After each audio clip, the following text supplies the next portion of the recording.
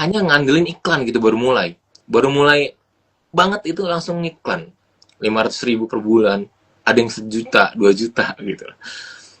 Napasnya nanti bisa bertahan berapa lama gitu loh, lu ngiklan gitu. Dan uang operasional lu tuh bakal habis di sana gitu. Nah, sedangkan orang-orang yang praktisi meta ini nggak memikirkan hal ini gitu loh. Mereka yang mungkin uh, pernah kerja di korporat yang besar, lalu diajarin rumusan meta ads, gelontorin per bulannya maybe 10 juta 20 juta gitu ya, berhasil menurut mereka gitu. Tapi kalau bagi sisi orang yang benar-benar merintis usaha dari nol, itu tuh kebanyakan mereka habis napas, teman-teman. Ya, habis napas. Gue sempat kerja di suatu perusahaan yang bukan ecek-ecek, yang tapi masih memang startup, tapi dapat funding dari luar negeri, teman-teman. Levelnya dari luar negeri gitu. Dan fundingnya nggak puluhan juta gitu loh. MM-an gitu. Tapi akhirnya stuck gitu. Akhirnya stuck dan bertaubat. Bertobat itu maksudnya dia nggak hanya ngandelin iklan berbayar aja, tapi dia coba bikin konten. Dia bikin konten orinya mereka. Untuk apa? Untuk tadi dapetin engagement, dapetin followers. Dari sana bisa dapat klien, bisa dapat sales pelan-pelan. Nah, maksud gue tuh kayak gitu gitu. Postingan-postingan gue yang seakan-akan menantang para kaum praktisi meta ads, sebenarnya bukan menantang, tapi lebih ke yuk benerin cara lu berpikir untuk mendirikan suatu usaha gitu. Kalau lu baru mulai banget langsung mikir ngiklan, langsung all in untuk ke suatu platform yang dimana juga dia hidupnya dari kita bayar iklan dia, meta ads gitu ya. Ya, lucu aja gitu. Sedangkan lu ada way atau ada cara di mana lu bisa bikin konten gratis. Cuman lu butuh ide sama handphone Android maybe yang 1.500.000, 2.500.000 gitu. Terus lu beli mikrofon, kalau misalnya lu mau lebih jelas ya, mikrofon yang harganya maybe 500.000. Itu bisa lu pakai terus gitu. Lu bisa ngonten gitu. Lu bisa ngebuat sesuatu di mana karya-karya lu, kelebihan-kelebihan lu itu bisa dilihat sama orang-orang yang bakal jadi klien lu, bakal jadi pelanggan lu gitu. Jadi di sini gue ngelihatnya ya kayak gitulah ya, seperti itu. Terlalu apa ya, nggak step by step gitu loh.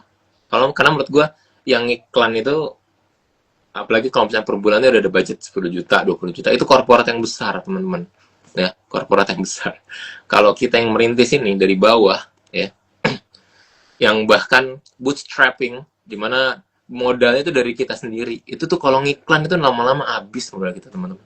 Serius, iklan tuh lama-lama habis. Kebanyakan dari mereka tuh habis napas duluan, tapi nggak balik modal gitu.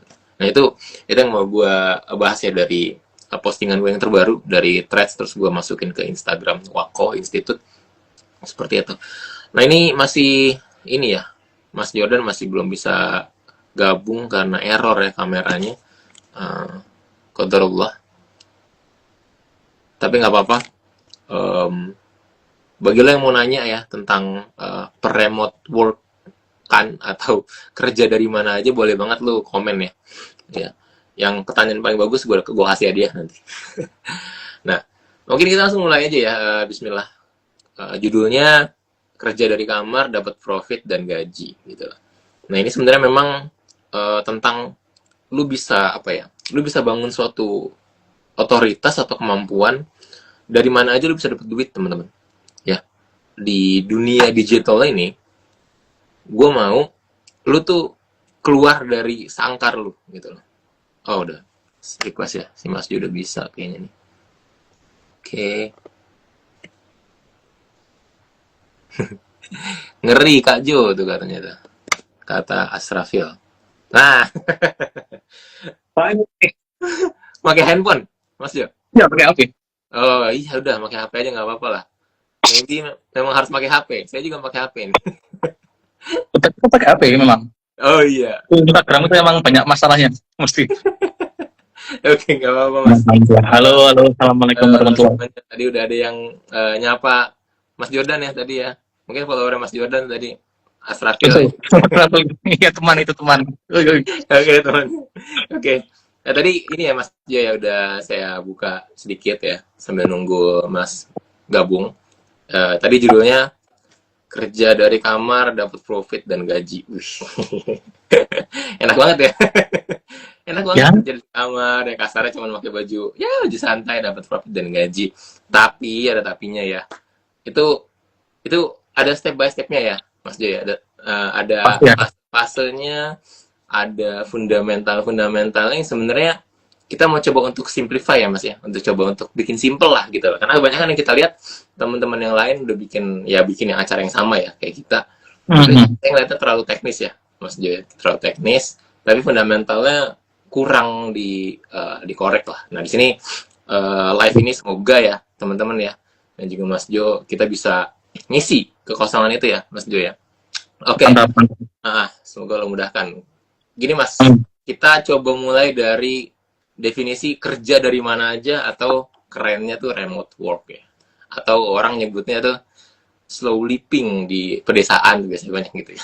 Slow living. Slow Kalau living living di sekarang di pedesaan kota, ya, bener ya. Sempat ramai tuh Mas konten-konten begitu dan akhirnya banyak banyak gap-gap, banyak mislead ya information yang akhirnya bikin orang-orang pada ngikutin tuh pada ke desa terus mencari mencari pekerjaan yang sesuai dengan konten creator itu bisa slow living ternyata banyak yang fail Mas Jo, banyak yang fail, banyak yang bilang enggak slow living itu desa gitu. Nah ini menarik nih Mas. Definisi remote work atau orang yang bisa kerja dari mana aja atau remote worker ya gitu ya, itu mungkin kita bedah dulu ya Mas dari definisinya ya Mas ya dari sisi saya sebagai yang pernah juga kerja punya bos remote work itu sekitar setahun 2 tahun total 2 tahunan lebih lah sama lebih ke sekarang lebih ke entrepreneur full ya pengusaha full sama Mas Jo yang benar-benar korporat nih. Jadi kita dari dua sisi nih teman-teman ya kita coba bahas definisinya supaya karena saya pikir Mas Jo juga udah setuju kalau kita belum paham definisinya secara mendalam pasti bakal bakal di sana-sana aja tuh. Orang pasti mikirnya tadi tuh remote work harus slow living di desa gitu, harus harus sambil nanam padi sambil nanam apa tuh sambil kerja dapat gaji dolar gitu. Nah apa iya gitu kayak oh, gitu definisinya. Oke. orang-orang pemahamannya gitu ya. Iya mas, karena sempat ada saya ngeliat konten tuh banyak banget yang begitu. Saya waktu itu nggak begitu ngerespon ya konten-konten kayak gitu ya. Karena Mhm. yang bikin konten begitu biasanya juga ya mereka buka kelas gitu kan. Bukan memang bukan memang untuk ngebuka cakrawala orang yang nonton supaya ini opportunity ini ada gitu. Nah, mereka buka kelas banyak-banyak. Nah, akhirnya tadi banyak yang real gitu, udah praktisi bikin konten marah-marah apaan di desa slow living. Nah itu kita nggak mau kayak gitu mas ya. Kita nggak Mhm. mau bikin orang-orang yang nonton kita tuh berpikir seperti itu. Nah jadi kita mulai dari definisi dulu. um, saya izin dulu ya mas ya kasih definisi simple nggak pakai lama.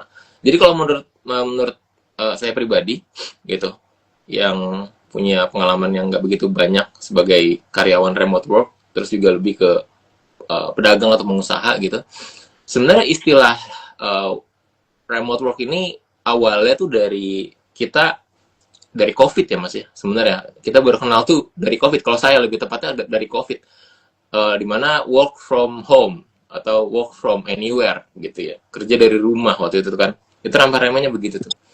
Nah setelah itu baru tuh uh, yang keren-kerennya muncul gitu ya kerja sama orang luar virtual assistant masuk ke platform-platform yang kita bisa dapat lowongan nih mas ya di situ dan sebagainya. Jadi banyak tuh. Nah ini dari pandangan saya. Tapi sebenarnya poin dari definisi remote work atau kerja dari mana aja itu sebenarnya sesimpel uh, lu nggak perlu punya satu tempat atau lu nggak perlu punya satu kantor untuk bisa kerja ya untuk bisa lu dapat gaji untuk bisa lu dapat duit gitu loh. Tapi lu bisa bisa memutuskan di mana lu bisa berkarya, di mana lu bisa kerja, di mana lu bisa menyelesaikan tugas lu senyamannya lu gitu, mau di kamar kayak, mau di coffee shop kayak, mau di bandara kayak. Tapi kerjaan lu selesai dan ngasilin suatu target atau target sales atau target kerjaan yang selesai pada saat itu gitu loh. Kalau saya sebagai pengusaha, satu hari itu harus ada yang goal gitu ya. Harus ada sales gitu. Kalau saya gitu, huntingnya kayak gitu kan. Jadi saya nyebutnya remote work ini dalam pandangan saya adalah kita tuh berburu, Mas. Kalau zaman dulu tuh kita zaman masih tribe ya, masih suku-suku gitu, kan orang ada yang berburu tuh keluar ya, nyari makanan, nyari binatang dan sebagainya. Nah itu, kalau kita tuh berburunya beda. Kita berburunya lewat konten ya. Dari kita bikin konten, orang yang tertarik sama kita datang beli produk kita, either kerja sama sama kita atau lebih dari itu ya, kerjasama dalam hal yang lebih panjang lagi gitu. Jadi sesimpel itu sebenarnya kalau remote work dari sisi saya ya, tanpa ada noise dari luar gitu loh. Nah, jadi kalau bagi teman-teman yang ngerasa remote work itu hanya sebatas harus punya klien, harus punya bos, itu kayaknya masih sangat-sangat khusus banget ya Mas per definisinya. Tapi nanti dilengkapin sama Mas Jo gitu. Jadi kalau saya lebih ke lu kerja bisa di mana aja dan lu nggak ada yang ngatur kerja di mana aja. Tapi yang penting kerjanya selesai dan dapat profit dan dapat apa yang ditargetkan pada hari itu. Seperti itu sih kalau dari saya Mas. Kalau dari Mas Jo, monggo Mas Jo silakan Mas. Iya, iya, iya. Ya kalau dari saya sama aja sebenarnya. Ya, sederhananya tuh remote work itu ya pekerjaan jarak jauh gitu. Kerjaannya di sana, kita ngerjainnya di sini. Yes. Gitu kan ya. Nah, ya overall sama aja sebenarnya. Aku sih bukan pecinta istilah-istilah yang rumit-rumit ya. Orang aja WFH sama WFA itu dibedain loh. Work from home, work from anywhere. Anywhere. Intinya kan sama saja. Jadi opportunity of remote work itu ya berawal kita sudah tahu kita mau posisi pekerjaan sebagai apa. Misalnya mau jadi sales atau mau jadi manager. Ya kalau kita cari-cari ke portal-portal kerjaan, ya di luar negeri pun kan juga ada posisi yang demikian. Nah, tinggal dicari itu ada opportunity remote work-nya apa enggak. Nah, sebenarnya makanya sih di situ. Ya, jadi nggak perlu kita harus lihai dalam menggunakan platform ini, harus berburu gini. Nah, kita tingkatkan value dulu untuk menjadi keren, untuk menjadi jago di posisi yang kita inginkan. Nah, tinggal kita nanti cari remote opportunity-nya. Itu sih, ya tetap sederhananya adalah kerja jarak jauh, kerja dari rumah, mau kerja dari kafe, terserah. Pokoknya kerjanya di sana, kita kerja di sini aja. Yes, simple banget kan teman-teman. jadi jangan apa ya nyebutnya. Saya tuh sering gini Mas Jo ngelihat teman-teman yang sebenarnya kan dari dulu tuh Wako itu udah buka kelas ya. Cuman memang buka kelasnya itu tentang remote. Kebanyakan dari mereka tuh maunya punya bos lah gitu ya. Maunya punya klien, maunya punya freelance yang bisa punya klien lah gitu lah. Nah, akhirnya waktu itu saya abort sedikit tuh programnya karena jadi kebanyakan dari mereka requestnya itu gitu loh. Padahal dari POV saya bisa lebih luas dari itu, bahkan bisa dua-duanya gitu loh. Karena saya sempat ngelakuin hal itu gitu. Punya bos juga, ngebangun juga gitu loh. Cuman memang karena terbagi, jadi kurang maksimal kan dua-duanya gitu loh. Nah, tapi nanti itu pembahasannya lain lagi. Nah, yang paling sering kita temukan isu-isu ya Mas, dan kita udah kumpulin ya beberapa isu atau pertanyaan dari platform Mas Jo atau dari platform saya juga. Itu dari mereka kebanyakan adalah mereka pertama terlalu membuat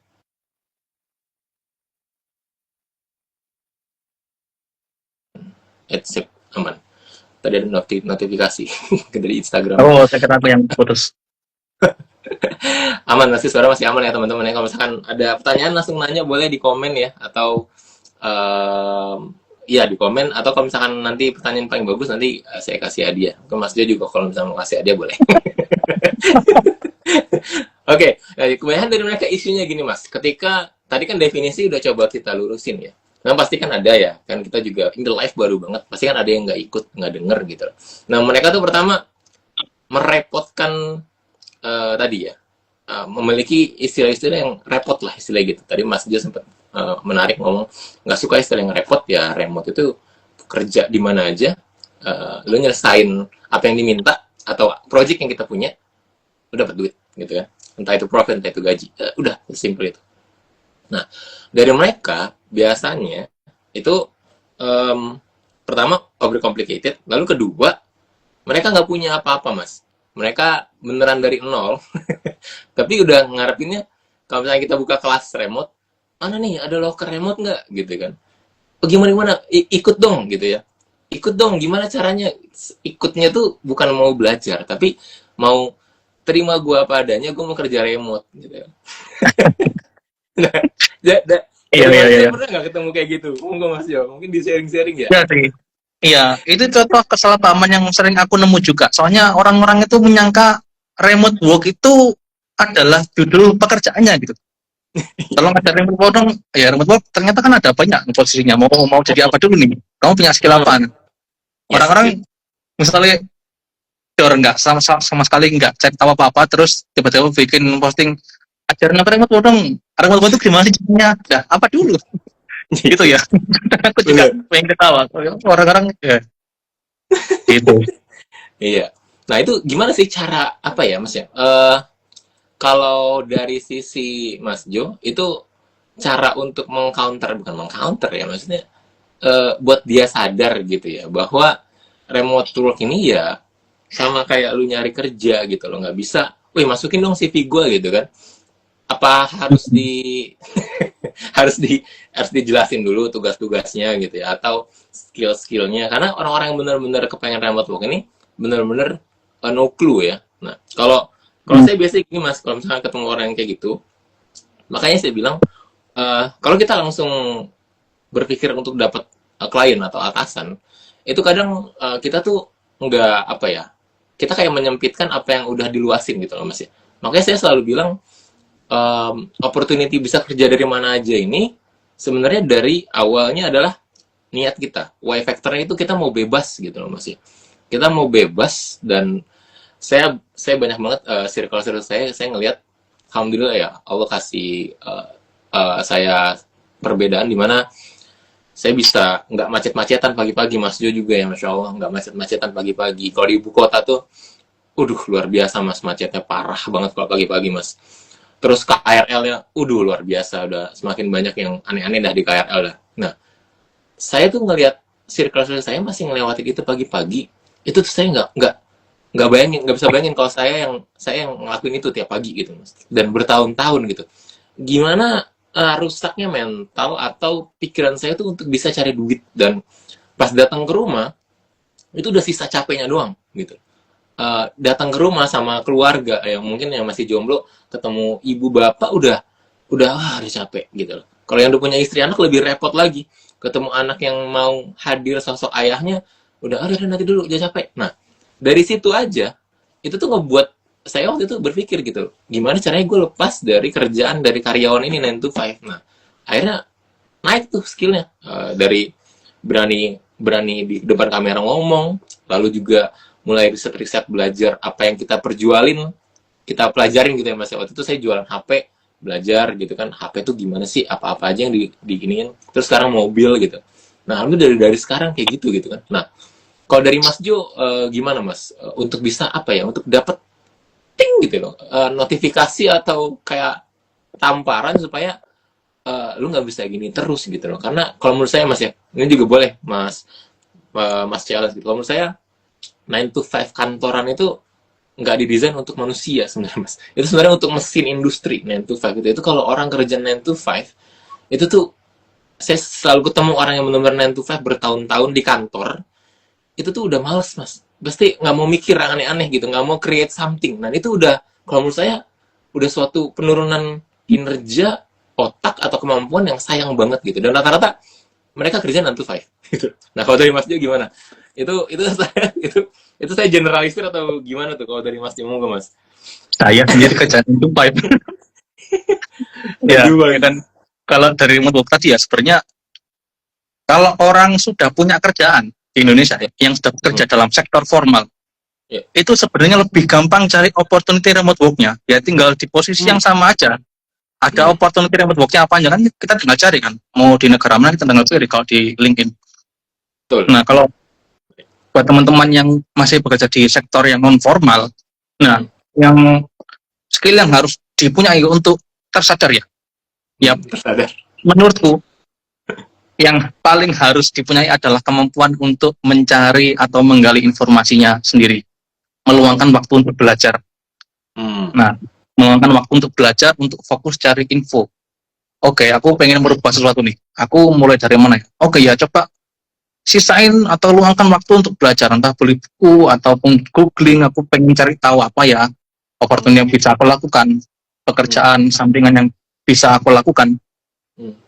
Nah, gitu. Itu kalau dilakukan berulang-ulang terus setiap hari. Nah, jaraknya kan sudah jauh. Ilmu kita sudah bertambah, mungkin kita seiring perjalanan itu kita bertambah skill set. Yes. Ya sudah, itu nanti opportunity insya Allah akan datang mengikutinya. Ya, termasuk opportunity remote working juga. Gitu. Jadi ya sebelum yang aku rasa orang-orang harus lakukan ya, sebelum bertanya ke publik dengan pertanyaan yang nol, ajaran aku remote work dong. Coba ini dalam konteks kita menjual diri ya, mempromosikan apa yang kita bisa. Nah, sajikan apa yang sudah kamu lakukan. Minimal aku punya skill apa nih di sini, atau minimal aku sudah cari tahu tentang informasi lo tentang remote work kayak gini, tapi aku mengalami kesulitan ini. Nah, itu akan jauh lebih menarik, akan jauh lebih menarik daripada kita ngelempar pertanyaan kosong. Ajarin aku dong, apalagi yang cuma ajarin aku dong. Anda siapa? Aku tidak kenal, ajarin aja ya. Kalau ajarin bayar dong. Kan gitu kan. Pertanyaan yang nol kayak gini pasti mengundang, kalau kita lihat di threads, hidden replies. Ya kalau orang jawab ya promo doang. Oh iya betul. Ajarin skill apa yang bisa dibutuhkan untuk remote working. Orang yang punya kelas bahasa Mandarin akan nge-reply, oh skill Mandarin kak, karena Mandarin sekarang udah menjadi bahasa yang agak global. Nah, kebetulan aku buka kelas Mandarin, mesti jatuhnya gitu. Ya kan? Kalau kita nggak mengajarkan apa? Benar, betul. Gitu, itu, iya, itu mendasar banget ya mas. Kayak misalnya kita mau bukan minta ya, kita mau nyari koneksi ya, atau mungkin mau nyari apa sih bahasa kerennya, networking ya, gitu ya. Kebanyakan dari mereka tuh yang semoga Allah berikan hidayah gitu, mau networking gitu ya. Ini teman-teman yang lain maksudnya jangan tersinggung ya, tapi kalau tersinggung nggak apa-apa. untuk jadi supaya berubah gitu. Nah, kebanyakan dari yang mau networking itu mentalitinya adalah give me more, tapi dia nggak mau give anything ke kita gitu loh mas. Jadi bener-bener nol gitu. Sedangkan kan kalau networking itu kan ya berjejaring. Kalau berjejaring kan namanya saling berjejaring lah gitu ya. Apa yang kita punya, apa yang bisa kita kolaborasikan dan kita buat gitulah ya, networking ya. Bukan datang-datang tadi tuh, gue mau kerja remote work dong, tapi ya apa yang udah lu lakuin gitu yang bisa gue sumber dayakan, kasarnya gitu ya. Kita kan tadi kita tuh semua jual diri ya, dalam tanda kutip itu kan jual diri gitu, tapi dengan cara yang beradab, dengan cara yang benar, dengan skill gitu, dengan value gitu. Tapi dari mereka ya ini sangat-sangat penting banget ya untuk mulai. Orang yang mau kerja remote work kayak, atau mau dapat kerjaan, atau mau jadi mau jadi pengusaha, dia harus punya sesuatu dulu ya teman-teman ya. Apalagi jadi pengusaha itu networking itu penting banget. Dan saya pernah di posisi dimana bahkan follower saya masih kayak ciki-ciki bol gitu. Itu saya malu kalau mau networking gitu loh, karena saya nggak punya apa-apa gitu loh. Saya harus punya sesuatu dulu nih supaya orang-orang oh iya ngeliat gitu kan, karyanya apa gitu loh, perjuangannya apa gitu. Setidaknya kalau nggak dapet proyekan yang ngasilin duit, kita bisa saling bertukar pikiran gitu loh. Nah seperti itu gitu. Networking itu kayak PDKT lagi pacaran lah intinya kayak gitu ya. Sama lagi tadi 9 to 5 itu karyawan 9 to 5 itu lebih mudah punya lowongan remote work karena kan dia udah punya apa ya, udah punya skill gitu ya. Tinggal udah punya apa ya, udah punya kebiasaan kerja sama orang dan punya jejaring yang secara kantor ketemu terus. Tinggal gimana dia nyemplungnya tuh supaya bisa kerja dari mana aja sambil kerja di kantor gitu kan. Nah jadi kalau bagi teman-teman yang mau memulai, mau itu networking atau remote work, pastikan ini sering ya mas saya jelasin di one on one, kita punya satu museum atau kita punya satu galeri ya. Zaman dulu kan ngatain galeri ya kalau kita naruh karya kita, galeri untuk di situ taruh karya-karya kita gitu ya, taruh apa yang udah kita kerjain, taruh apa yang udah kita capai. Nah, dulu mungkin itu dikatain flexing, mungkin sekarang juga sih. Ada beberapa orang yang ngatainnya flexing, NPD gitu ya. Terus Kenapa? semangat gitu. Kan Hah? halal itu, halal. Flexing yang halal. Iya. Nah, kadang ya Allah, kayak gitu udah di aja. Intinya lu punya satu galeri, punya suatu tempat yang gratis, orang-orang bisa ngelihat karya lu. Orang-orang bisa ngeliat bagaimana cara berpikir lu tuh kelihatan di situ. Nah, itu di social media.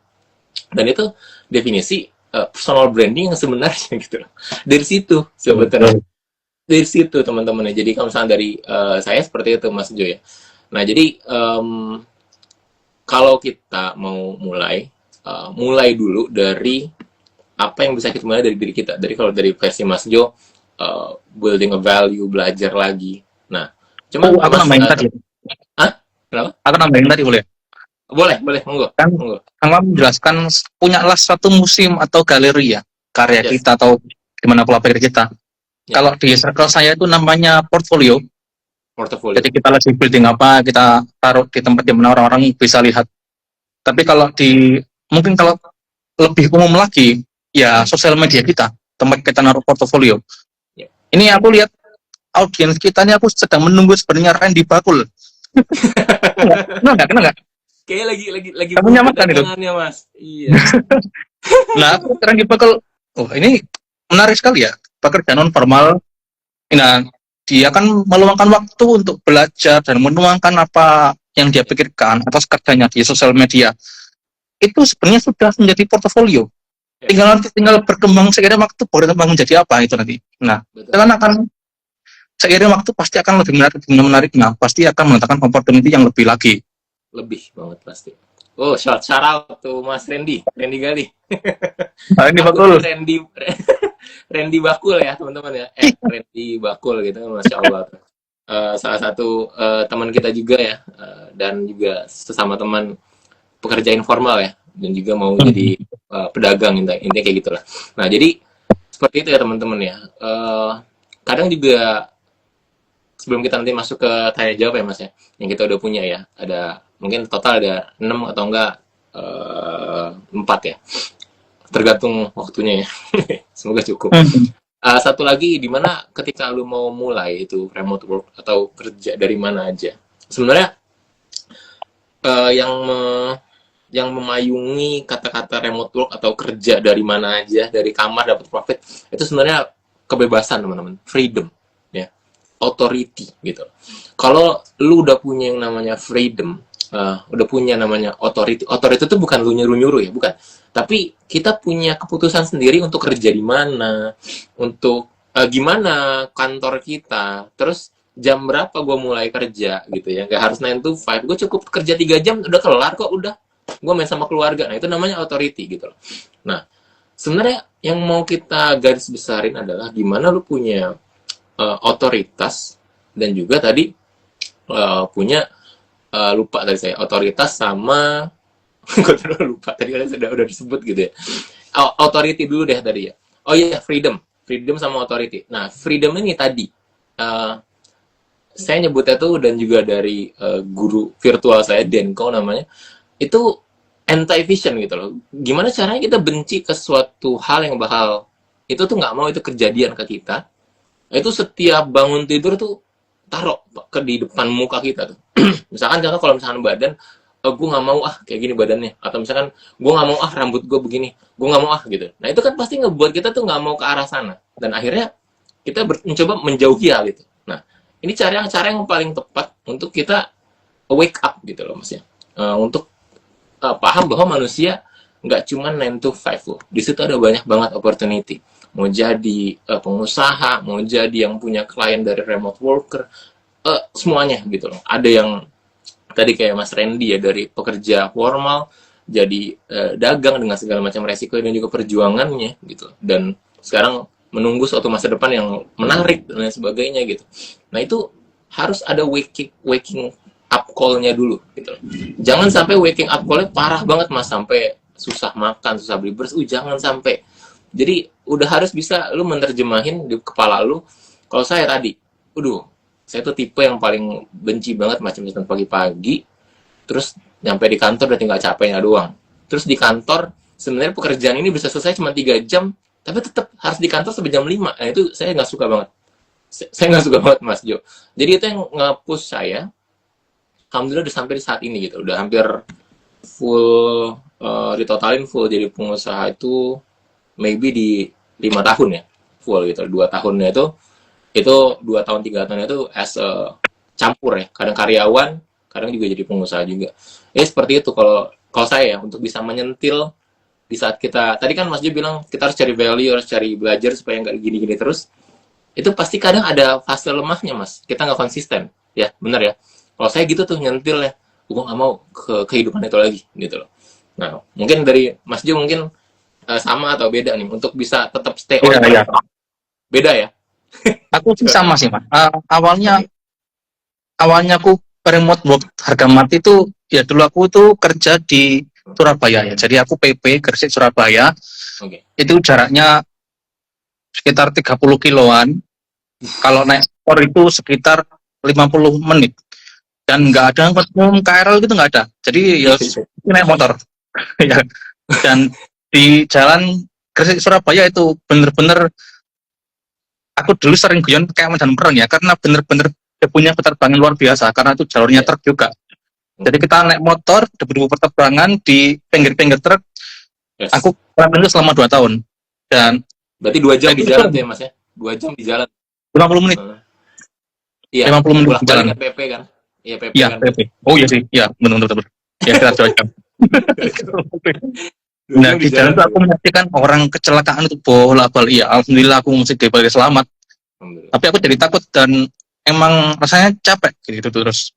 Oh, Nah ketika kan aku dulu kerjanya cukup sering lembur ya mas. Jadi aku pulangnya tuh malam. malam. Nggak bisa pulang dari Surabaya ke jam 5 karena pasti ke maghrib atau maghribnya di jalan. Yes. Jadi aku pasti pulangnya lebih dari maghrib atau lebih Kerja dari isya kalau ada pekerjaan tambahan. Uff. Nah waktu itu tuh COVID dan perusahaan memberlakukan WFH kerja di rumah. Iya. WFH.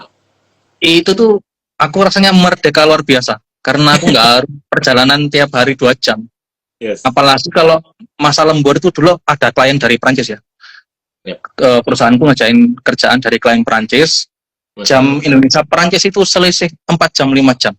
4 jam 5 jam. Jadi kita udah mau selesai, jam sana masih siang. Aku kadang harus, bukan kadang sih, waktu itu aku sering support sampai malam.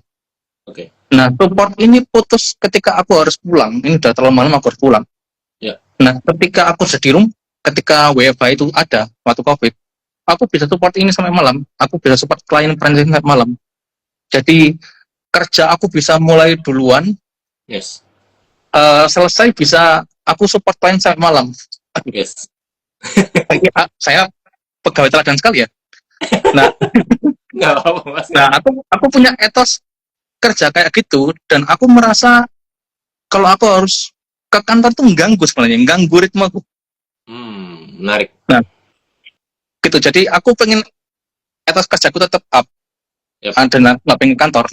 Pengen oke, aku nggak mau ini. Aku harus remote. Aku cari kerja di luar lah. Yep. Ya sebelum aku cari kerjaan di luar aku pun ya interview dalam negeri dulu dong. Nah, Yes. tapi setiap interview kalau tanya Kak ini butuh relokasi ke kota ini, kakak bersedia nggak? Oh maaf saya belum bisa. Ya udah tutup. Langsung ditolak ya. Bisa remote nggak? Bisa tutup. Bisa remote nggak? Bisa tutup. Ya udah. Sampai akhirnya dapat yang di luar negeri ini. Yes, Masya Allah. Sama anti-visionnya itu. Benar. Nggak mau PP berdebu-debu. Iya.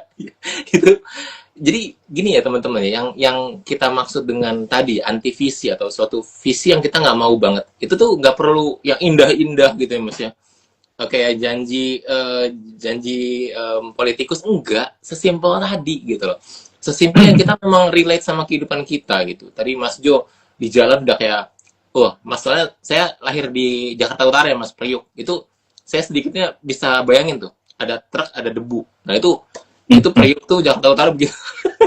Tapi memang saya belum kerja lagi di Priok, masih kuliah, jadi nggak begitu capek. Nah kalau udah kerja saya Saya nggak bisa bayangin ya, pulang rumah atau di jalan tuh kayak gitu. Dan sama mas, banyak banyak yang kecelakaan juga di daerah situ gitu.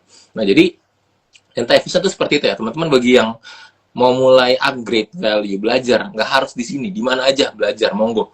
Mau itu kelas berbayar kayak atau gratis, atau belajar di YouTube kayak sama mentor-mentor yang ngasih value-nya gratis, monggo. Cuman ketika tadi ya kita udah lemes ya mas ya, kita pasti kan lemes ya kerja, aduh kayaknya nggak ada hasil nih gue nih gitu ya. Ingat tadi tuh ya, sesuatu hal yang kita benci, anti-vision itu jangan, kita harus jangan, bukan bilang jangan sampai ya, kita usahain itu nggak kejadian lagi gitu, gitu seperti itu ya. Semoga teman-teman bisa nangkep. Dan kalau mau nanya boleh banget langsung tanya sini. Nah mas, kita langsung ke ini aja ya, ke isu atau ke pertanyaan yang kita udah kumpulin ya. Ada sekitar 4 sampai 6 jam, ini udah jam 4 ya, mungkin kita bisa selesaiin semuanya insya Allah. Nah ini saya izin mulai dari saya dulu ya mas ya. Ya. Saya dapat ada 3. Pertama tuh yang paling menarik itu, dan juga berkaitan sama yang saya bikin di thread saya di Wako dan juga di Instagram Wako itu tentang bang, ajarin gue jadi content creator gitu ya. Nah itu menarik mas. Kenapa saya bilang menarik? Karena gaung kata content creator ini sebenarnya dari sama ya, dari mau COVID ya, dari mau COVID itu sangat-sangat populer ya content creator ini. Sedangkan saya udah mulai rekam konten di handphone. Waktu itu nggak bisa video ya, Instagram tuh masih hanya foto doang. Itu saya jualan Sony Xperia Docomo yang Z series ya. Mungkin teman-teman kalau tahu, mungkin kita satu generasi ya, sama-sama udah tua. Sama-sama jadi om. Sama-sama jadi om-om ya gitu ya. Nah itu saya lagi masih Instagram cuman bisa posting foto, itu saya udah ngebuat suatu konten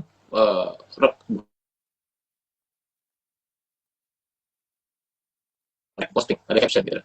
Nah sampai sekarang itu saya lakukan, ya sekarang alhamdulillah udah ada video ya, udah ada reels gitu ya. Sampai sekarang itu kita lakukan.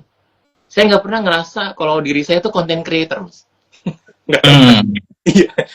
Nggak tahu kenapa, karena gini ya teman-teman ya, kalau misalkan teman-teman yang sering DM ke kita, bang ajarin dong jadi content creator gitu.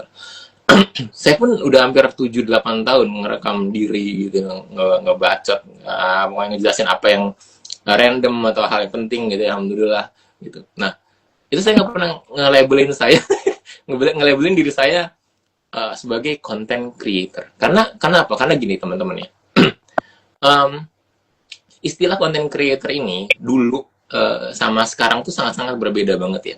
Kalau dulu tuh content creator itu tuh sebenarnya lebih ke kayak kita posting suatu konten purely untuk entertainment sama untuk nge-share sesuatu gitu ya. Jadi benar-benar genuinely atau benar-benar murni kita nge-share apa yang kita suka mas gitu. Nge-share apa yang kita suka supaya orang juga tahu gitu. Nah itu masa-masa dimana saya nyebutnya masa-masa emas pembuatan konten tuh di situ gitu. Kalau misalnya ini pasti yang udah tua juga tahu kayak Cinta Jojo ya bikin apa lip sync gitu ya, sebuah ada TikTok ya.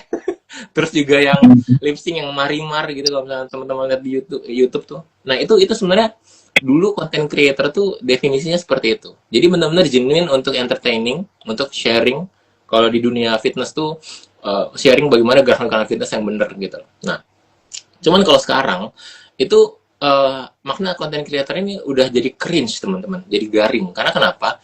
Karena yang dia cari adalah hanya atensi gitu ya. Yang dia cari hanya views. Yang dia cari hanya comment, likes, dan share. Tanpa memperhatikan siapa diri mereka sebenarnya sebelum ngerekam gitu loh. Jadi mereka kayak udah tempelan aja, mereka nyari konten di AI apa yang lagi in, ya udah dia jadi itu gitu. Dia pakai topeng itu. Nah makanya dari dulu saya nggak pernah bilang kalau saya tuh content creator, baik waktu saya buka kelas atau buka one-on-one itu enggak gitu. Karena kalau kita menyempitkan content creator di definisi itu, kita bakal jadi orang yang cringe teman-teman. Kita bakal berpikir hanya dengan bikin konten itu bisa mendefinisikan diri kita. Padahal sebenarnya enggak, teman-teman gitu. Jadi kalau teman-teman berpikir jadi content creator itu bisa ngebuka segala macam opportunity, bener, itu bener banget. Tapi jangan jadi content creator, ya. Jadinya apa dong, Bang? Jadinya itu a leader, ya, leader. Jadi mau itu kita mau dapat sales, mau itu dapat klien, ya, kita harus punya yang namanya lead, ya, lead. Atau kita, makanya kalau misalkan prospek dapat kan namanya leads, ya, bahasa Inggrisnya. Karena kita ngemimpin gitu. Dari konten itu kita memimpin orang untuk ikut metode kita, lalu beli produk kita gitu. Untuk tertarik sama kita, lalu jadi klien kita. Untuk ikut sama kita, maybe yang lagi fundraising, jadi investor kita. Jadi jangan jadi content creator, tapi jadi a leader. Leader itu kan bisa di mana aja, bisa jadi konten, bisa jadi keberadaan lu di suatu posisi, lu jadi leader gitu. Nah, yang dibutuhin sekarang tuh bukan jadi content creator, bukan bikin akun yang viewsnya selalu banyak, enggak. Tapi gimana kita bisa jadi lead, ya, bisa jadi lead, kita bisa jadi pemimpin. Yang dari pemimpin itu kita bisa narik orang-orang yang tepat, Mas, buat jadi tadi tuh, jadi konsumen kita, jadi partner kita, jadi pembeli kita, jadi klien kita, atau mungkin juga jadi narik pasangan kita yang masih jomblo gitu loh. Jadi banyak banget gitu loh opportunity di situ kalau lu jadi leader. Tapi kalau jadi content creator pasti akan yang dipikirin hanya ada engagement, insight, komen dan lain sebagainya, dan itu nggak ada gunanya, teman-teman. Mau views lu banyak tapi lu nggak datengin orang-orang yang tepat beli produk lu, tahu jasa lu, tahu value lu, itu kosong sih. Jadi yang nanya, Bang, ajarin gue jadi content creator itu nggak bisa, gue ngajarin kayak gitu nggak bisa, karena bukan jadi content creator, tapi gimana jadinya tadi ya, orang tuh paham kita, orang tuh ngerti kita, orang tuh mau ikut, ya, mau ikut dengan cara berpikir kita, dan akhirnya beli produk yang kita punya, dan pastikan juga produknya berkualitas, ya. Ya seperti itu sih kalau dari saat pertanyaan saya yang pertama ya, Mas Jo, ya, kayak gitu ya. Karena banyak banget dari zaman sebelum saya ngidin atau UAS tuh itu ya, kebanyakan karena kan sebelum konten-konten yang simple, ada tuh masih konten-konten yang bagus banget ya. Editingnya tuh bagus banget. Iya, bagus banget, gokil. Saya nggak bisa ngedit kayak gitu. Nah, jadi orang tuh mau jadi kayak gitu Mau jadi content creator yang kayak gitu. Dan padahal itu, kalau misalkan nggak dapet klien dari situ, nggak dapet sales dari situ, ya sia-sia aja. Seperti itu sih. Nah, monggo dari Mas Jo. Ada isu atau ada pertanyaan apa nih, Mas? Ini yang tadi itu sebenarnya aku ya, berarti itu kan tadi jawabannya yang post sama yang terakhir ya, yang yeah. Kamu masih ingin jadi content creator 2026 ini. Nah, ini buat teman-teman yang nonton ya, ada beberapa orang. Ini salah satu alasan kenapa aku cocok sama Waku Institute ya. Karena aku sendiri adalah orang yang males sebenarnya lihat kenapa sih kalau kita menjadi content creator itu yang disuguhkan mesti gimana cara ningkatin views, gimana cara ningkatin engagement, post setiap hari, maksudnya gitu. Akhirnya ya ada orang yang benar-benar ngikutin itu, tapi aku lihat, aku scroll, kopong banget, nggak ada film disampaikan apa. Dia bikin video hari ini rumah-rumah sama masang video sedih. Ini apa? Konten apa gitu? Ya kan cukup keras ya. Dulu sebenarnya aku dulu sih sempat tercebur di mindset kayak gitu juga. Sampai akhirnya habis ide ya udah nggak selesai. Karena belum ketemu apa yang ingin aku share. Nah, karena mindset yang baru ini dari Waku Institute, jadinya sepaham, sejalan. Aku mau sosial mediaku, aku gunakan untuk berbagi value yang aku punya, berbagi pikiran, berbagi ilmu. Mau yang lihat berapapun ya nggak tahu. Yang jelas selain itu untuk membagikan ilmu itu jadi portofolioku sendiri kan. Betul. Itu dia. Jadi aku kalau buat video setelah selesai editing tak putar terus, bener. Aku mereview ulang. Ini aku sampaikan masuk akal nggak sih? Kalau masuk akal, aku sendiri pun seneng dengarnya. Itu kalau aku ya, nggak tahu kalau teman-teman ada yang mungkin nggak suka dengan suaranya sendiri. Sebenarnya gitu. Nah, kalau aku berulang-ulang dengerin videoku sendiri karena itu memotivasi diriku sendiri. Nggak mungkin bermanfaat buat orang lain. Tahu. Nah, betul. Kalau mau nambahin dikit, Mas, tadi menarik yang pas kita posting gitu ya. itu kita ngedengerin konten kita sendiri ya. Itu gini Mas, kita dulu sempat buka kelas kelas pendek ya, itu tentang public speaking loh Mas ya. Public speaking simple, nggak perlu ribet-ribet. Itu tugas akhirnya adalah saya kepengen siswa kita tuh bikin vlog ya, 1 sampai 2 menit, bebas apa yang mau dibahas. Bebas apa yang mau dibahas gitu ya. Terus nanti saya coba evaluasi lah gitu. Nah, dari mereka kebanyakan itu blokernya yang bikin dia tuh malu-malu itu, mereka nggak sanggup untuk ngelihat wajahnya sendiri Mas di kamera.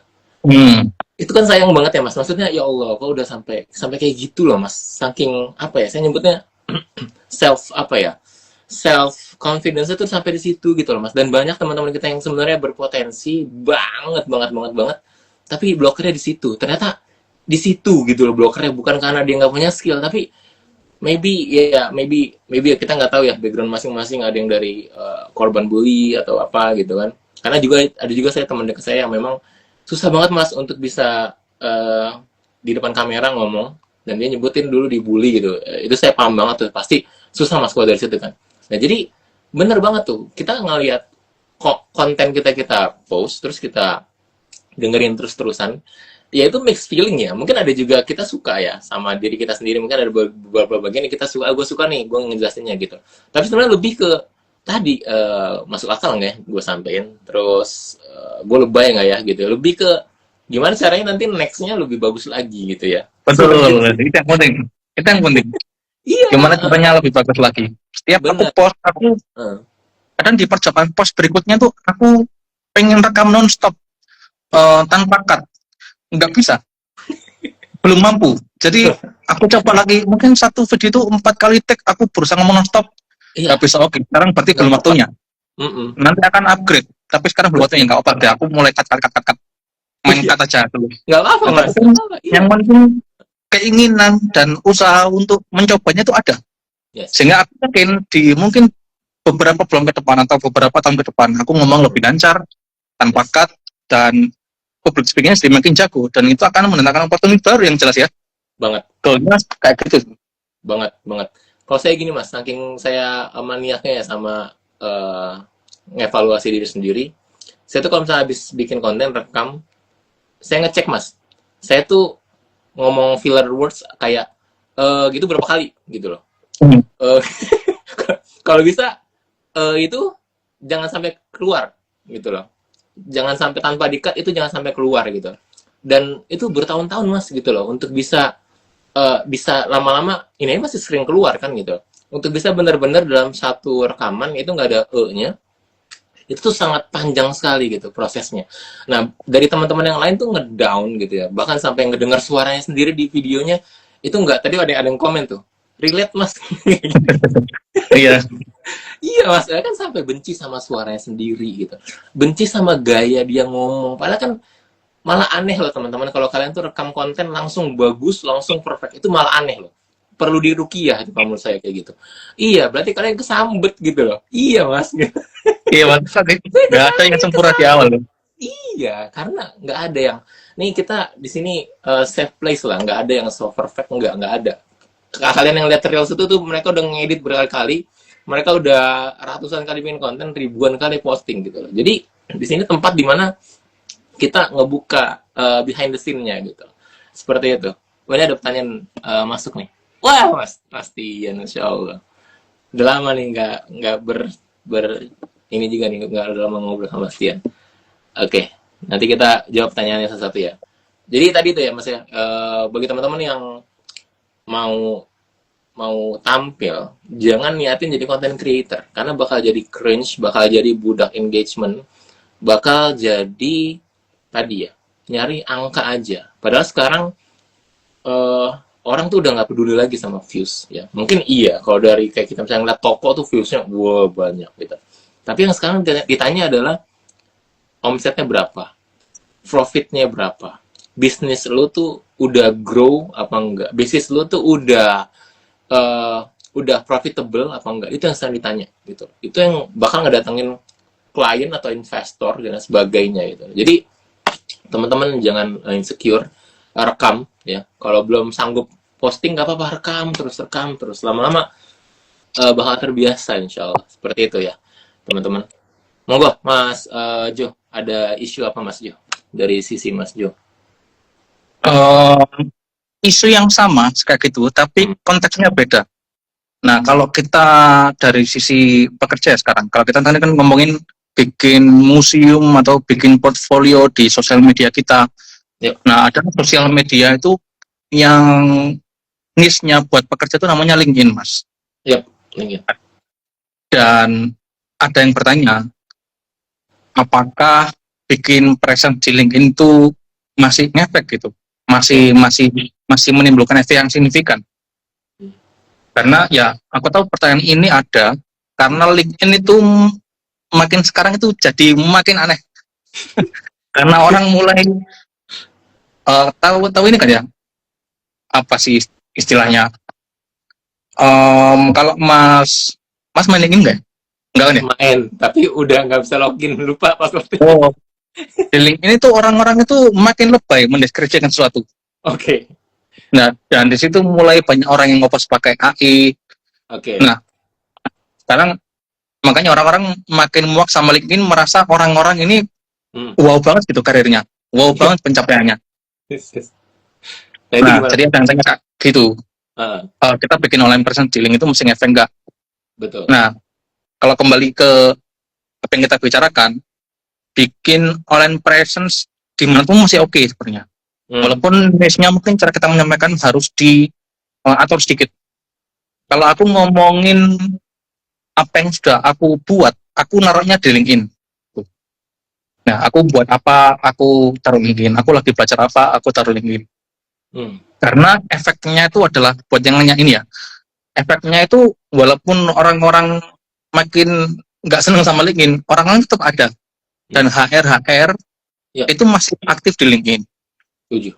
Bahkan akhir-akhir ini aku juga cukup kaget karena waktu tahun 2020 ya, 2020-2021 waktu awal COVID, aku tuh sudah mulai pekerjaan baru di yang remote di Singapura. Itu baru jalan 1 bulan. Tapi DM dari HR itu ruang banget. Aku tuh seminggu bisa dapat 3 DM untuk nawarin posisi di tempat mereka kerja ya. Jadi aku sendiri heran, kamu tuh nggak lihat apa aku baru 1 bulan di sini, nggak etis dong kalau aku keluar gitu loh. Mereka ngelakuin itu, berarti kan sangat butuh banget. Nah, akhir-akhir ini mulai kayak gitu lagi ternyata. Aku mulai dapat tawaran-tawaran, walaupun aku udah bekerja. Jadi HR itu masih bisa hunting lewat LinkedIn ya teman-teman. Jadi masih signifikan aku rasa. Dan aku dapat calon project, walaupun ini endingnya nggak kulit, tapi project ini tuh datang dari online presence yang ada di LinkedIn. Oke. Gitu. Orang dia taunya dari posku yang lagi viral di LinkedIn, dan dia berujung nge-DM aku dan follow sosial media aku, terus nawarin project, Mas aku pengen bikin aplikasi ini. Oke. Nah, jadi itu masih signifikan. Oke. Berarti tadi pertanyaannya ngefek apa enggak ya untuk kita bisa Iya, ada di LinkedIn.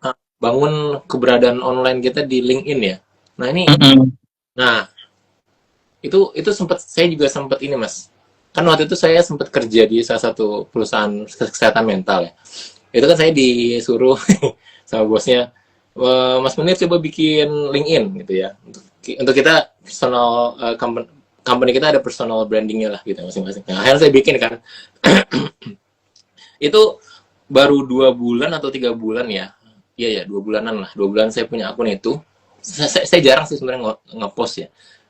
Seminggu mungkin 2 kali ya gitu. Nah, fenomena nyomot-nyomot karena itu memang real tuh, ada tuh Mas gitu ya. Jadi kita kan udah pasang ya kerja di sini, bahkan industrinya sama loh Mas, industrinya sama gitu. Itu ada dari perusahaan lain yang mau nge-hire kita juga gitu loh Mas ya. saya kaget gitu loh, karena saya bikin konten di LinkedIn effortless banget, kayak ya kadang mirroring dari di IG udah gitu kan, mirroring dari di IG udah gitu loh.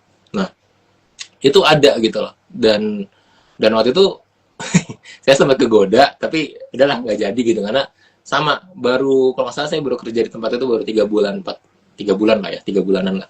Nah jadi Pertanyaan dari, kalau misalnya dari pertanyaan yang datang ke Mas Jo adalah ngimpact apa enggak, berarti ngimpact ya Mas ya.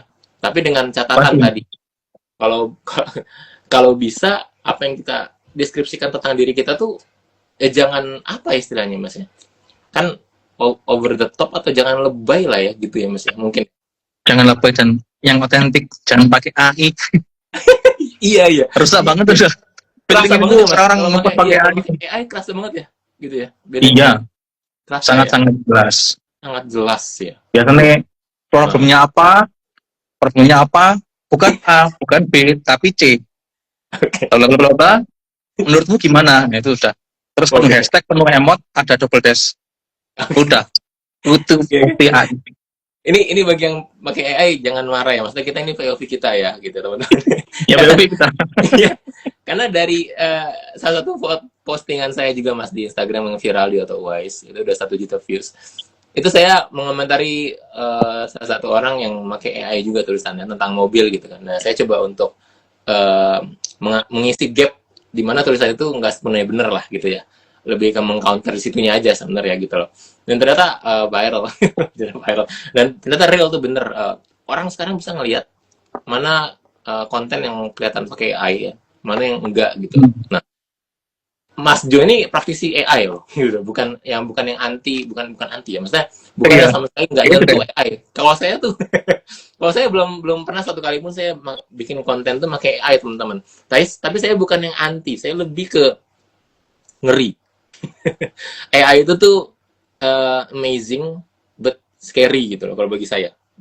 Luar biasa tapi menakutkan. Saya tuh kalau misalnya ngeliat AI kayak saya nyabut pedang yang sangat tajam, tapi saya nggak bisa nahannya gitu. Saya masih belum punya kapasitas untuk bisa menghentikannya gitu. Jadi saya masih terus menggali kapan dan bagaimana saya bisa ngendalin pedang itu ya kalau AI gitu. Dan saya punya mentor banyak banget yang pakai AI gitu loh. Tapi kontennya nggak seperti kelihatan pakai AI gitu loh. Nah itu saya salut sama orang yang seperti itu gitu. Jadi yang pakai AI tenang, kita bukan anti AI kok enggak gitu.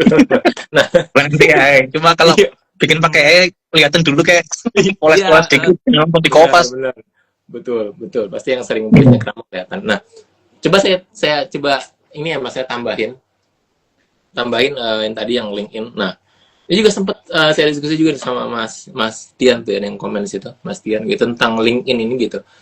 Nah, jadi alasan saya kenapa waktu itu nggak buka LinkedIn lagi, pertama memang eh, waktu itu ganti HP ya. Saya kan nomaden yang nggak ada HP. Kalau HP-nya laku, nah itu aset gitu, udah saya jual gitu. Nah, lupa password karena waktu itu saya bikin itu saya nggak save passwordnya itu di note saya ya di Google Keep gitu. Biasanya kan apapun itu saya save ya. Cuman kalau LinkedIn enggak gitu. Nah, ketika tuh HP laku, saya lupa passwordnya gitu ya. Karena memang nggak saya save karena saya nggak belum into ya ke sana gitu loh, belum into ke sana dalam tanda kutip tanpa LinkedIn alhamdulillah gue bisa dapat kerjaan, gue bisa bangun usaha gitu kan. Nah, uh, pas saya mau coba lagi masuk udah nggak bisa gitu. Nah, cuman memang gini Mas, bagi orang-orang kayak saya ya gitu ya, ngelihat LinkedIn itu tuh kayak apa ya saya nyebutnya tadi tuh, um, sebenarnya nggak se-wow itu tapi dibikin wow gitu. Nah, gimana caranya supaya kita tuh yang mau mencoba untuk mendeskripsikan apa yang udah kita achieve gitu ya, tapi kelihatan real gitu tuh, itu tuh saya masih bingung caranya gimana Mas gitu loh. Eh, karena pernah nggak sih Mas kayak ada yang bikin talking head video di LinkedIn tuh viral gitu, pernah nggak sih Mas lihat kayak gitu? Belum Kalau pernah itu ya? maksudnya. Rata-rata Kalau bikin kayak ini ya, kayak konten-konten kayak karusel gitu ya Mas ya? Karusel gitu ya biasanya ya? carousel ya ada, sering Ya lihat. benar ya. Kalau video jarang ya Mas ya, talking head gitu ya? Video jarang. Aku pun ngupload video Yes. uh, nggak nggak Yes. seberapa naik. Kayaknya Nah, nggak video tahu. malah nggak bagus. Betul. Kenapa nggak tahu? Saya nggak mau nyalain algoritmanya. Cuman saya berkali-kali waktu itu sempat bikin talking head video di LinkedIn agar gini Mas, ketika kita menjelaskan diri kita, saya lebih enak tuh di video. Karena kita bisa kelihatan tuh orang itu real apa nggak punya skill itu atau achievement Hmm. itu kelihatan dari storytellingnya Mas. Gitu. Nah, Ya masuk masuk. iya, karena saya selalu ngeliat kayak gitu kalau mau ngeliat rekan bisnis gitu loh, investor dan sebagainya datang ke saya mesti ketemu atau nggak nelpon. Saya ngelihat gimana cara dia ngomong dan sebagainya gitu. Tapi kalau dari karusel, dari tulisan, alhamdulillah dapat kerjaan di sini S ini. Oh ya udah gitu kan, sekitar gitu aja. Makanya saya coba untuk pakai talking head video, sepi ya. Mungkin di sini ada teman-teman yang pakai talking head video naik gitu, mungkin kasih tahu tips-tipsnya ya. Nah, mungkin Mas Ju bisa ini ya, bisa meluruskan saya gitu, atau meluruskan teman-teman yang berpikiran sama kayak saya. Gimana caranya kita bisa dengan karusel atau dengan tulisan pendek, kita bisa mendeskripsikan diri kita, tapi kita nggak over the top ya, kita nggak berlebih-lebihan gitu loh. Itu caranya gimana Mas? Apa beneran tanpa AI, atau beneran kita kayak nulis gitu dari nol gitu ya? Atau gimana gitu Mas? Rumus simpelnya aja gimana Mas? Kalau dari Mas Ju? Aku sebenarnya jabatan itu tuh aku nggak ada rumus yang pasti ya. Tapi kalau penyanyi pendirian yang aku punya, aku tuh suka yang otentik. Kita benar-benar excited sama tulisan kita sendiri. Kita nulis nggak untuk mencari engagement, Ya. itu dulu. Jadi kita nulis untuk mempromosikan diri kita, mempublikasikan diri kita. Bukan nulis untuk engagement, bukan nulis karena kita punya, karena aku minta tolong AI buatin konten 30 hari buat di post di LinkedIn terus di Kompas setiap hari. Nggak kayak gitu. Jadi konten-kontenku yang akhir-akhir ini banyak views ya karena aku benar-benar sesuatu yang bermanfaat buat orang, dan itu aku publikasikan bagaimana caranya, ini sumber kodenya gimana. Yes. Jadi aku benar-benar ingin membantu orang. Jadi mungkin itu di situ ya, kita ingin membantu orang. Oke. Nah itu mungkin bisa otentik, bisa naik. Kayak gitu Mas. Oh itu dapat Mas benang merahnya. Kita mau nolong orang, kita mau service ya, kita mau memberikan suatu layanan lah intinya ya Mas ya. Untuk orang to be better di satu industri yang kita udah nyemplung di sana lah, intinya kayak gitu ya. Untuk Gary P, kalau Iya. sama kan Danko ya, gue follow-nya di Gary P.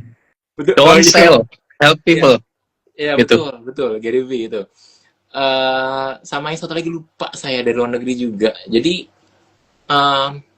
agak botak, agak keker badannya, lupa saya namanya siapa. Sebenarnya sama ya, garis besarnya adalah kalau kita mau create anything, mau itu karir atau mau itu usaha ya atau company besar, itu tuh kalau mindsetnya hanya sales itu pasti bakal habis gitu Mas. Itu bakal habis, bakal pecah. Sell, engagement Iya. itu bikin jenuh. Sebenarnya orang Angka. baca bikin jenuh, malah semakin nggak tertarik sebenarnya. Iya. Bisa ke situ. Jadi harus kayak gimana gitu. Nah, kata dia, dia tuh kalau mau bikin sesuatu atau bisnis atau apapun, dia mesti ada satu filosofi yang dimana dia kepengen gue mau ngelayanin orang Mas, gitu loh.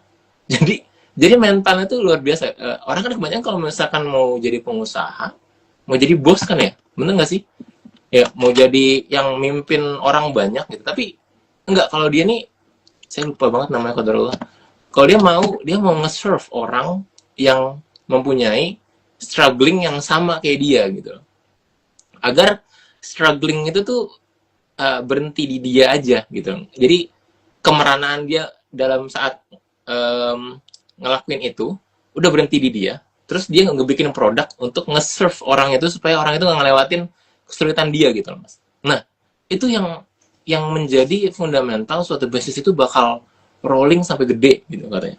Dan kalau kita nggak punya mental serving, berarti kita bukan a leader. Baik lagi tadi ya Mas ya, leader ya.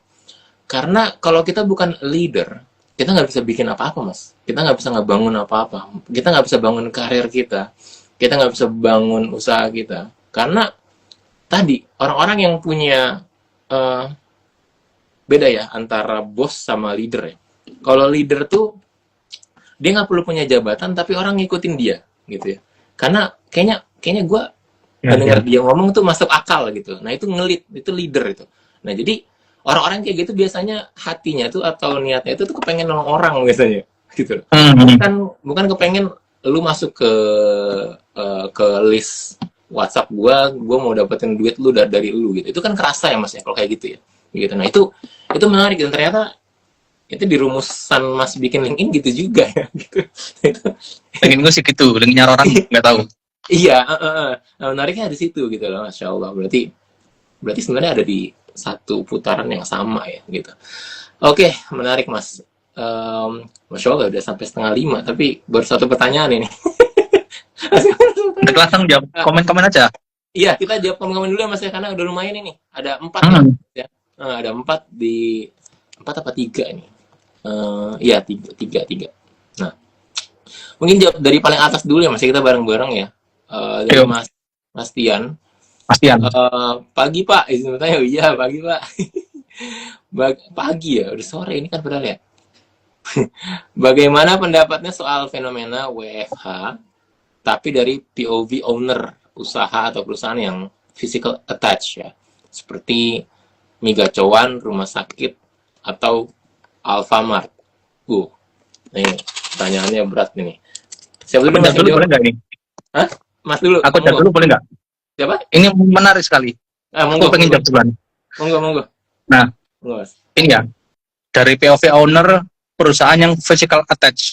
Ya. Jangankan yang physical attach ya, yang non physical attach seperti aku ya, IT, cuma butuh laptop doang, requirementnya sebenarnya laptop doang, yang bisa kerja dari mana-mana. Ya. Itu pun mengukur bisa apa enggaknya itu dari etos kerja pegawainya. Ya, jadi kan aku tadi pernah cerita ya, aku WFH, dan itu tuh nggak bertahan lama. Setelah itu WFH lagi. Kenapa? Karena pegawai-pegawainya pada meleng. Oke, meleng itu gimana Ada maksudnya? masalah, Meleng itu gimana maksudnya? meleng itu ada masalah-masalah yang sebelumnya nggak ada, menjadi ada karena WFH. Misalnya dia ngilang 2 jam, katanya oh ketiduran, ada yang tiba-tiba disuruh ibunya pergi ke pasar. Nah gitu. Akhirnya kan perusahaan harus membayar kos itu. Kenapa ini kok bisa kayak gini? Nah, akhirnya ya makin banyak yang kayak gitu, ya udah terpaksa harus WFO lagi. Karena masalah-masalah ini timbul. Padahal kalau semua pegawainya atas kerjanya bagus, terjaga, masih tetap profesional, nggak akan tetap aman tuh. Kebijakan WFH-nya pasti tetap aman. Nah, yang WFH pun ada perusahaan-perusahaan yang sangat strict pengawasannya. Misalnya dipasang aplikasi yang harus mewajibkan kita ngetik atau mouse-nya harus gerak. Nah, karena pasti di awalnya ada kejadian yang serupa. Mulai berperannya keras dari perusahaan ke pegawainya. Misalkan perusahaannya awalnya oke longgar-longgar aja. Lama-lama pegawainya kalau meeting telatan, kalau meeting lupa, ya atau ini ada tas yang jadinya mundur deadline-nya. Nah, otomatis kebijakan itu ada ya karena kasus-kasus semacam ini. Apalagi yang harus physical attach. Iya. Kalau physical attach ya udah nggak bisa WFH. Menurut POV lo ya. Yang non physical attach saja untuk WFH itu susah. Betul. Jadi kantorku itu menjaga pegawainya itu dalam jumlah yang minim. Dan pernah beberapa kali emang dikasih strain. Ini kalian semua kalau gini terus mau nggak mau kantor harus bikin kebijakan yang lebih mengikat. Nah karena udah mulai meleng, kelas kerjanya mulai turun semua. Nah gitu. Oke. Kalau dari POV itu gitu. Menarik. Physical attach ya, kayak iya. Ini saya izin jawab ya, Mas Jo ya. Nambahin juga gitu. Tadi menarik banget. Yang IT aja yang kurang, kalau menurut Mas Jo kan kurang physical attach ya. Maksudnya bisa dari mana aja sebenarnya asal udah kelar gitu kan. Itu aja butuh koordinasi yang kita sering meleng gitu kan ya. Namanya manusia gitu kan. Nah, apalagi yang kayak gitu tuh kayak Migacoan ya, Alfamart gitu ya.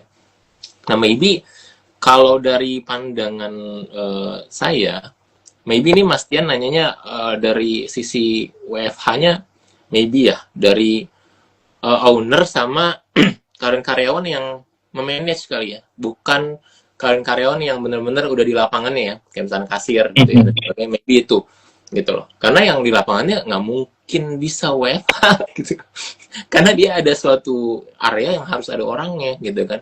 Tapi maybe mungkin tadi ya, yang manajemen kayak misalkan saya kan pernah kerja di Lawson tuh ya. Jadi kepala toko. Nah, kepala toko tuh harus di toko. Nah, di atasnya tuh ada area manager ya, AM, area manager gitu loh. Nah, mungkin yang manajer-manajer ini mungkin yang ditanya Mas Tian mungkin ya, kayak efektif apa enggak sih WFH gitu ya. Jujur saya belum pernah ngobrol sama mereka yang beneran di industri itu. Cuman saya sebagai sempat jadi karyawan di industri itu hampir 9 bulan, tahun 2012 ya, 2012. Itu kayaknya yang manajer-manajer itu bisa ya work from, bukan home sih sebetulnya ya, work from anywhere ya. Anywhere itu maksudnya lu nggak boleh di rumah, tapi lu harus bisa mobile tuh nanti ke toko yang ini, toko yang itu gitu loh. Tapi dia nggak stay di toko itu gitu loh. Kalau menurut saya itu masih possible ya, karena banyak banget trouble-trouble di industri ini yang terjadi di lapangan gitu loh. Nah, si area manager ini harus tahu bener-bener ngerasain vibes masalahnya itu kayak gimana, bukan hanya dapat laporan dari kepala tokonya aja gitu loh. Saya ngerasain kayak gitu, dan itu nggak bisa di achieve kalau hanya di rumah aja gitu loh. Jadi tetap jatuhnya bukan hanya full di rumah, tapi harus work from anywhere, atau orang nyebutnya hybrid kali ya, hybrid tapi kantor rumah. Ini anywhere, bener-bener anywhere gitu.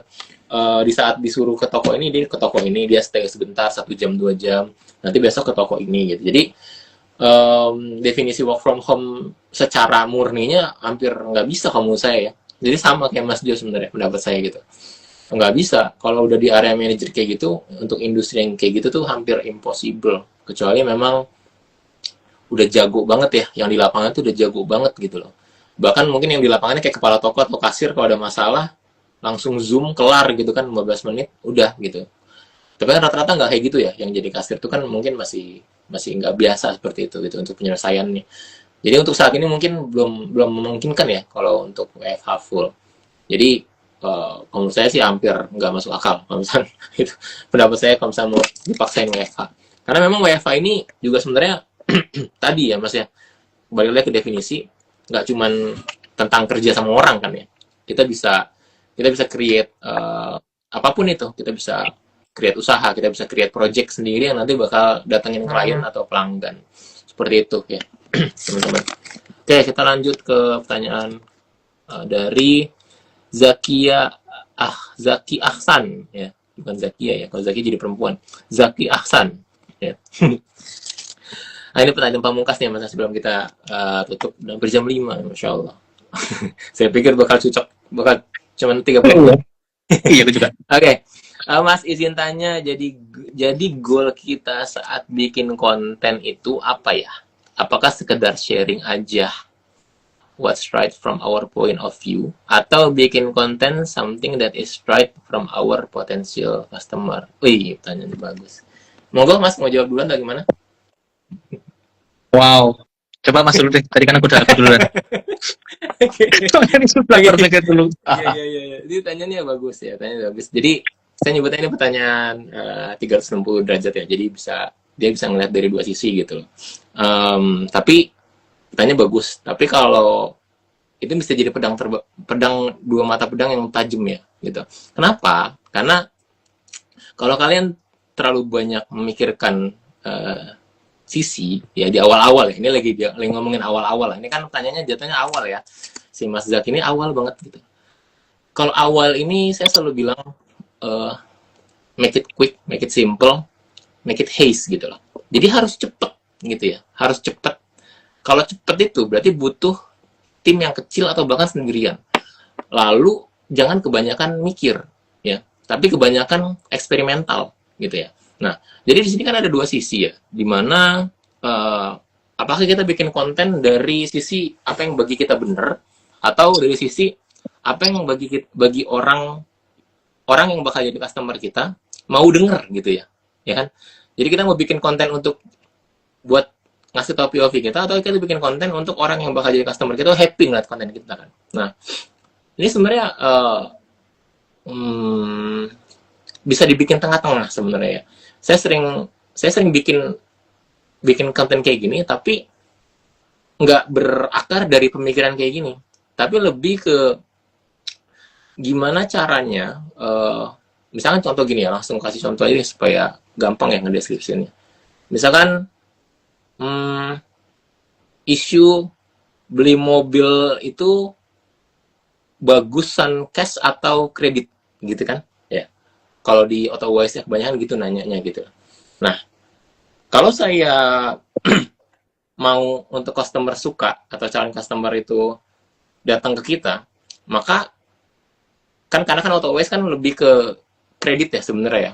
Orang yang dapat kredit itu datang ke kredit, kita cuannya makin banyak mas. Ini dari dapur ya. Berarti kalau misalnya kita mau datangin customer yang potensial senang, maka saya harus jawabnya lebih worth it-an kredit gitu kan. Nah, tapi sebenarnya dalam hati saya pribadi nggak worth it nih kalau kredit sebenarnya. tapi model bisnis kita sebenarnya kredit gitu kan. Nah, gimana caranya supaya tadi ya, supaya kelihatan real, supaya kelihatan autentik gitu. Ya, kita harus gali dulu dalam gitu loh. Gali dulu dalam. Pertama, POV kita apa? Harus jujur tuh. POV kita di mana nih? Aliran cash apa aliran kredit? Nah, kalau aliran cash harus yang kayak gimana gitu loh. Atau aliran tengah-tengah. Nah, dua-duanya bisa bener gitu loh. Nah, intinya lebih ke kita harus bisa ngeluarin POV kita yang benar-benar dari kepala kita jujur ya. Jujur, jangan ada noise. Bahkan kedengeran serampangan juga nggak apa-apa, tapi benar-benar genuine dari hati kita gitu. Dari hati kita gitu. Jadi saya waktu itu bilang, jadi akhirnya dapat konklusi, kontennya adalah kesimpulannya, lu boleh beli cash, tapi yang baru mobilnya, jangan yang second. Apalagi yang udah tua gitu lah. Enggak, lu boleh beli baru LCGC. Jadi topiknya beli baru LCGC atau beli second kredit gitu loh. Nah, saya selalu bilang kalau mau beli baru LCGC, beli baru, jangan beli yang second gitu. Saya bilang kayak gitu. Tapi kalau misalnya mau kredit, yang kreditnya jangan yang pakai riba. Terus pilih mobil yang jangan terlalu mahal gitu ya. Jadi itu terbentuk konklusi itu terbentuk bukan dari pemikiran tadi. Gue mau nyenengin potensial customer gue gitu loh, atau gue mau ngeluarin POV gue, enggak, tapi lebih ke gimana caranya pandangan kita ini bisa masuk ke berbagai macam kondisi manusia saat ini gitu loh, di dunia permobilan gitu. Gimana caranya tadi? Kita harus riset mendalam dan kita harus tahu standpoint kita di mana pendapatnya gitu loh. Ini kan tadi kasusnya mobil ya mas ya. Nanti bisa tuh apapun gitu loh. Kayak isu-isu lain bisa kayak gitu. Jadi perdalam dulu materinya, ada data. Terus secara pribadi sebenarnya lebih ke mana gitu loh jawaban kita gitu loh. Tapi kita nggak boleh nyuekin pandangan dari orang-orang yang beda sama kita gitu loh. Nah itu bakal apa ya nyebutnya, bukan bikin seneng ya, itu bakal ngebuat yang namanya kan ada tesis, antitesis, sama sintesis kan. Nah itu bakal jadi synthesize ya, synthesize answer ke orang, dan itu bakal ngebuat POV kita lebih bagus lagi, dan orang itu bakal punya POV yang baru, gabungan dari POV kita, dan konten kita makin banyak kegulung tuh kayak gitu. Seperti itu kalau dari saya ya, Mas Jo. Monggo Mas Jo. Kalau dari visiku sebagai software engineer ya, software engineer kan kita memberikan jasa pembuatan web, aplikasi. Potensial customerku adalah product owner, perusahaan yang mungkin ke depan akan pakai jasaku ya. Yeah. Yang aku yakini dan yang sudah aku lakukan dan yang sudah terjadi adalah aku yakin bahwa people will attract other people with the same energy. Aku lupa quotes-nya gimana, pokoknya kayak gitu lah ya. With same energy. Ketika aku membagikan what's right from my POV, orang-orang yang tertarik kepadaku akan datang dengan sendirinya. Yes. Contoh ya, Mas Wais, ya Mas Munir. Iya. Yang Mas Munir tertarik dengan POV ku, dan dalam waktu yang sama, Mas Munir bagiku adalah potensial customer.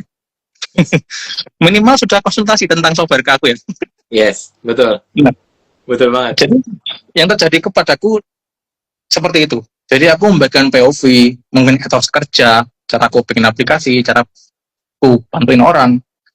Nah, mm, akhirnya yang tertarik adalah orang dengan pandangan yang sama dengan aku, Yes, dan mereka adalah potensial customerku. betul. Nah, memang mungkin cara orang beda-beda. Caraku sama Mas Owais untuk menggait potensial customer aja beda, beda banget.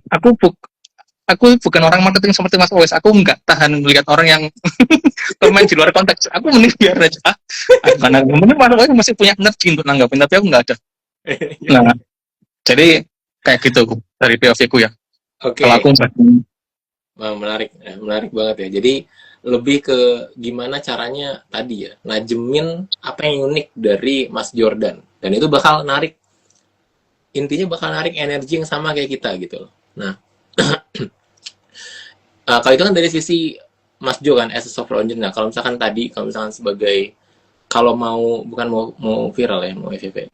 Tapi kan kita butuh ya, kita butuh, kalau kalau di usaha tuh kita butuh dapat create new leads lah ya Mas ya. Nah itu kadang salah satu cara adalah tadi ya mendubrukan dua sisi itu tuh gitu, mendubrukan dua sisi itu gitu loh. Nah dan kadang saya bikin konten gitu Mas, itu nggak cuman following aja yang dapet gitu loh, tapi unfollow banyak. Udah cerita nggak. sering, iya, Contoh udah yang sering. super baru, contoh yang sangat baru saja terjadi Iya. adalah di video kita yang terakhir. Oh iya.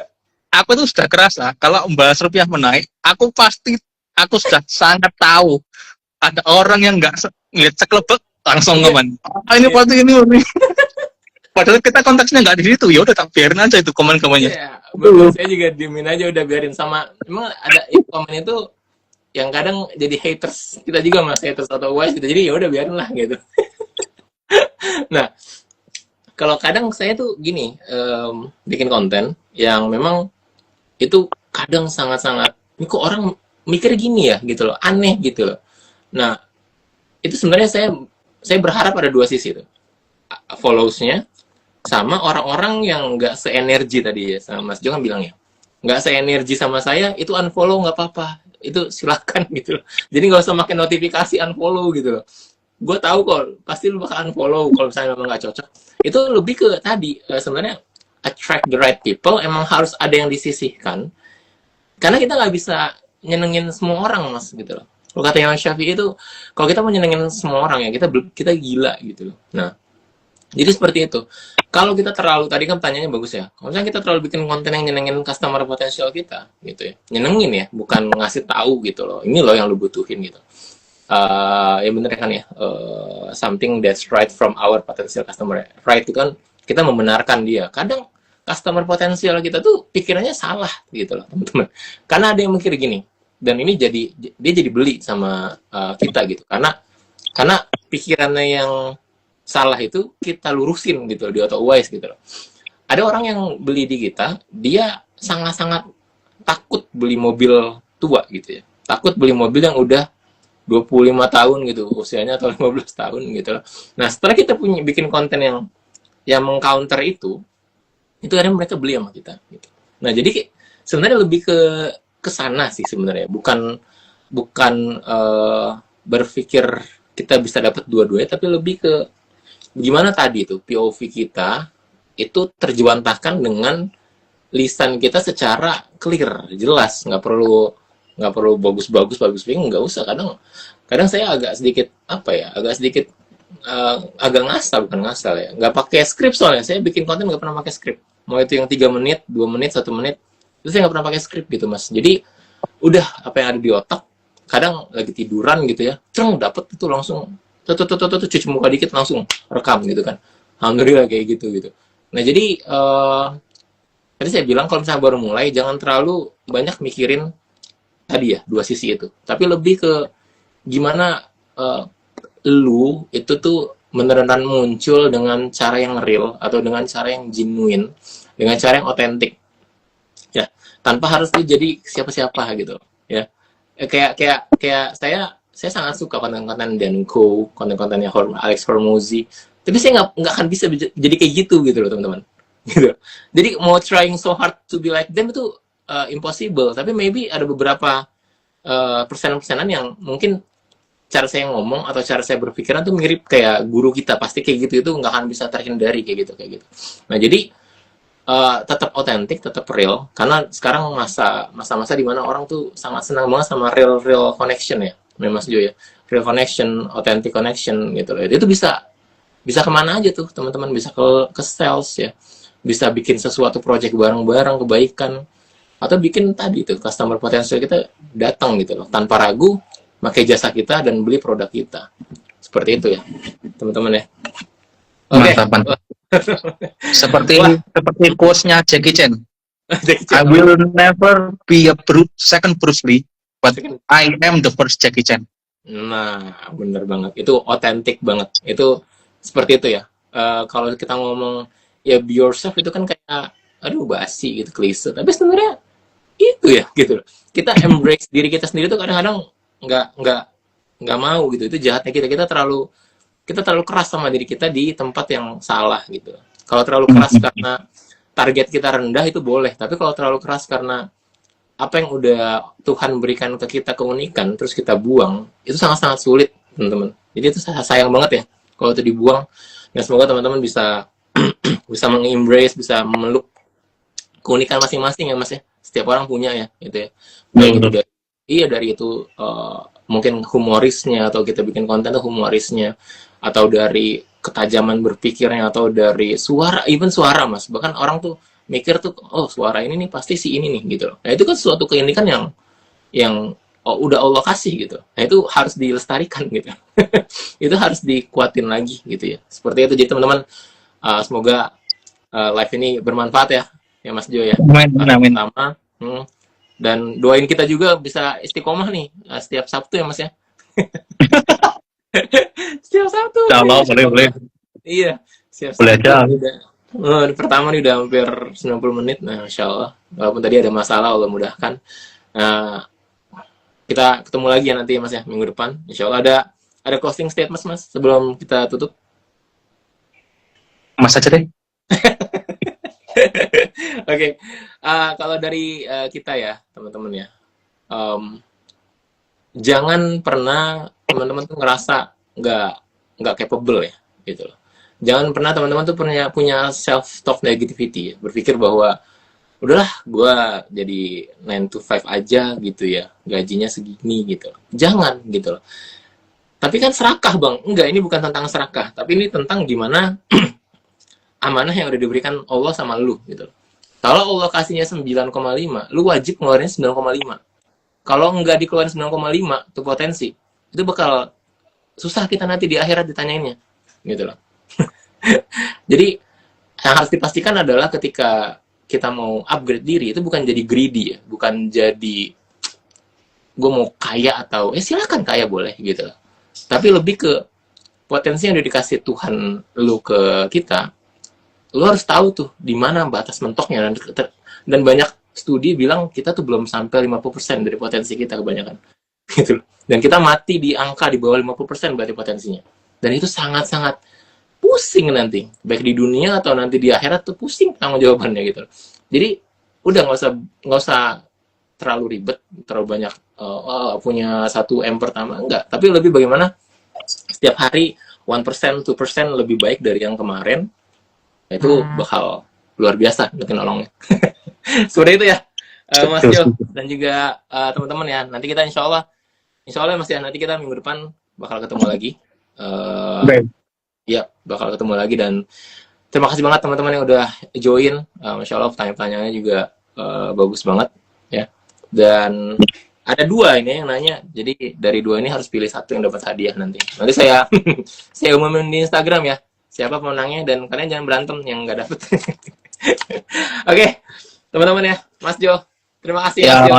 Terima kasih banyak. Terima kasih teman-teman. Terima kasih. Assalamualaikum warahmatullahi wabarakatuh. Waalaikumsalam warahmatullahi. Oke.